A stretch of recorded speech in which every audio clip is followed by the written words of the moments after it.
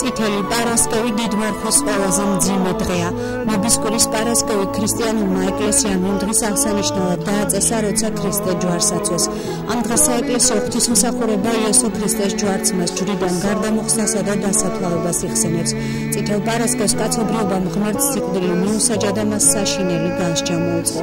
წითელ პარასკევს ტაძრებში წირვა არ აღესრულება, რადგან ადამიანთა ცოდვებისგან გამოსახსნელად უფალმა საკუთარი თავი მსხვერპლად შესწირა. სახურებისა სამეუფლო ჟამი შესრულდება, რომლის დროსაც უფლისუნების შესახებ სახარება იკითხება. იესოს მოძულე მღვდელმთავრებმა იუდას შემწეობით შეიპყრეს იგი, წარუდგინეს ურიასტანის მმართველს პონტიო პილატეს და მისი ჯვარცმა ითხოვეს. იესო გოლგოთის მთაზე აიყვანეს, სადაც ებრაელები დამნაშავეებს სიკვდილით სჯიდნენ.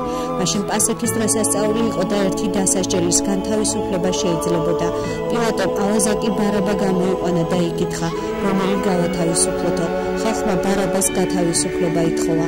პილატე არ იყო დარწმუნებული ქრისტეს დანაშაულში, მაგრამ ხალხი შფოთს მოერიდა. ტაშტი მოატანინა, ხელები დაიბანა და თქვა, ამ საქმეში უბრალო ვარო. ამის შემდეგ ხალხის მოთხოვნით ქრისტე ჯვარს აწვეს.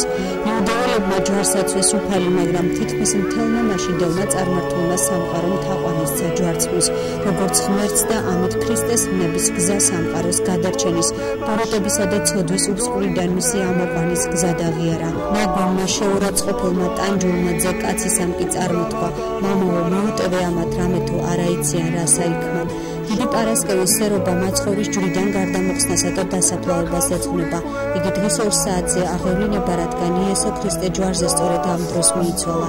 დიდ პარასკევს მორწმუნეები კვერცხებს წითლად ღებავენ და პასკას აცხობენ. წითელი კვერცხის მსგავსად პასკასაც რელიგიური დატვირთვა აქვს. უფლის ჯვარცმა იუდეელთა პასექის დღესასწაულზე მოხდა.